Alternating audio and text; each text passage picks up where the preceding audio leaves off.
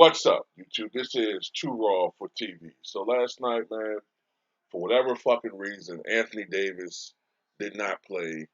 LeBron James, who many people expected to play because he missed the first game, well, the first game of a back-to-back. So most people expected him to play last night, especially Skip Bayless, but he did not play. Still experiencing knee soreness. Um, you know, whatever. So this left the onus on Carmelo Anthony and Russell Westbrook to take up the slack.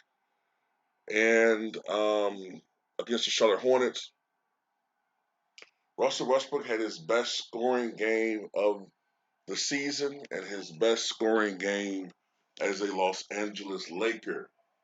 And he did help to, put this team back in the game in the second half, man. But that was an ill-advised three that he shot the buzzer. That was a bad shot. Um, Russell Westbrook is at his best when he's attacking the basket.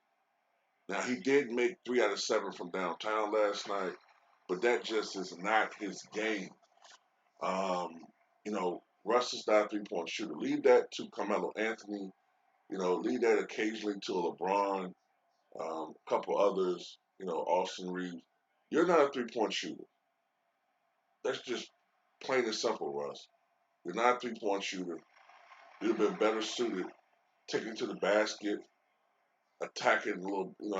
I know it's easier said than done, but I just thought that he settled for a bad shot. Um, and of course, him missing that shot brings attention to the fact that he's not a good shooter. So opens up the criticism. All I'm gonna say is that statistically he had a good game overall. Not saying he didn't have his stretches where he didn't play well, but it was 12 of 23 from the floor, 3 of 7 from downtown. He wasn't trying to chase a triple double. He only had one turnover. So while he did make a bad decision there, um, all in all, Russ had a strong game. I'm gonna have to tell y'all something, man. I'm gonna have to tell y'all something. Up until last night, man, I would have never accused LeBron James of faking an injury just for the sake of faking an injury for some ulterior purpose. Yes, he has played up injuries for self glory. 2018 NBA Finals. Oh, I got a cast on my hand. I did my job. Yeah, he'll do shit like that, but I never would have accused LeBron James of faking an injury. And I really don't want to go here, but I think Ticket TV might have a point about something, man. I mean, it makes sense. It definitely makes sense. It is quite possible that LeBron and AD could be possibly trying to make a statement here. You know what I'm saying? They could be trying to make a statement here, not playing, forcing the organization's hand to make some type of decision, to make some type of move. I'm not going to say what it is, but you know what I'm getting at. Look, when we're not here, look, this is what's left. See, this is why we got to get rid of, A. This is why we got to get rid of B. This is why we got to make moves. Look, they're losing games. Now, the Lakers fall to 24 and 26. Okay? 24 and 26. And by AD not playing, this forces the criticism back on to Russell Westbrook and Frank Vogel. Takes it off of AD. I mean, at least as far as on the court play. Now, it does open them up to the fact, if there is something that's going on, that you're not fucking reliable. Bro, you're not reliable as for somebody to fucking be on the court.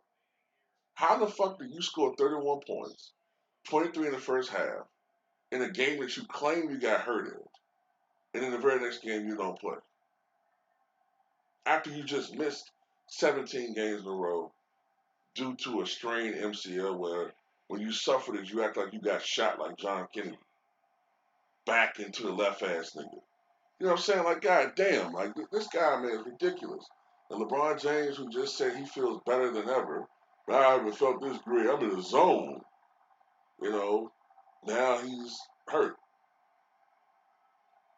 You know, he's hurt now. I do know this, y'all. The Lakers are 24 and 26. They already have 26 losses, and we're not in February yet. We're not even into the month of February, and they already have 26 losses. 26.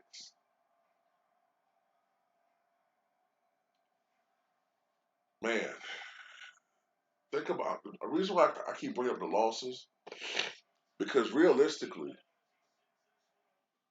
they can't lose more than, I'm being generous here, 12 to 14 more games,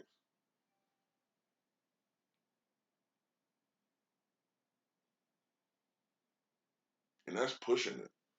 That's pushing it in today's NBA, man. A lot of, I mean, look at the East. Look at the Eastern Conference. Like the difference between the first seed and the sixth seed is 2.5 games.